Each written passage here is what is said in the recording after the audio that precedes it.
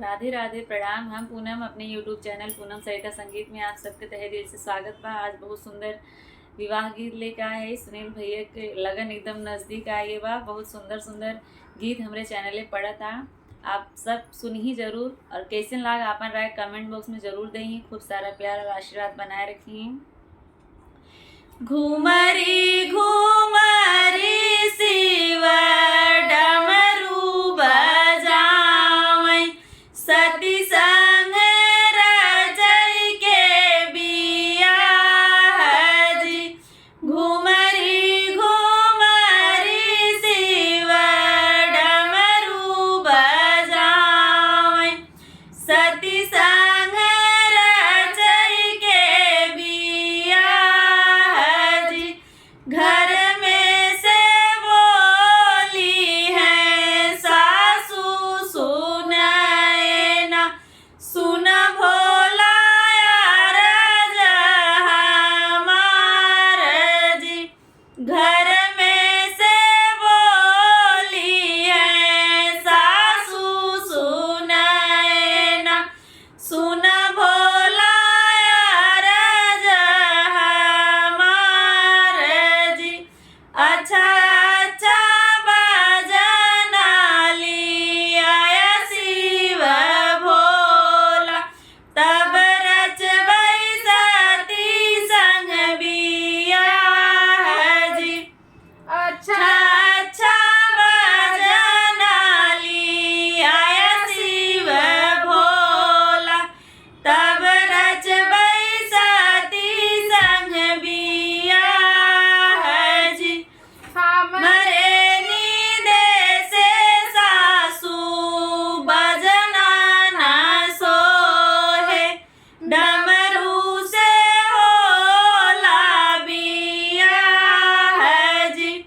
हमरे नींदे से सासू बजना ना सोहे, डमरू से होला बियाह जी।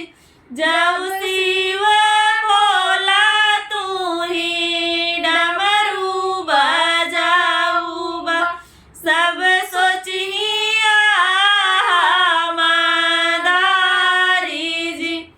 जब शिव भोला तू ही डमरू बजाऊबा, सब सोचिया मदारी जी।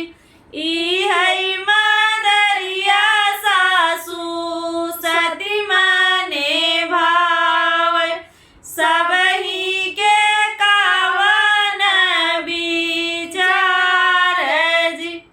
ई है मदरिया सासू सती माने भावै, सब ही के कावन विचार जी।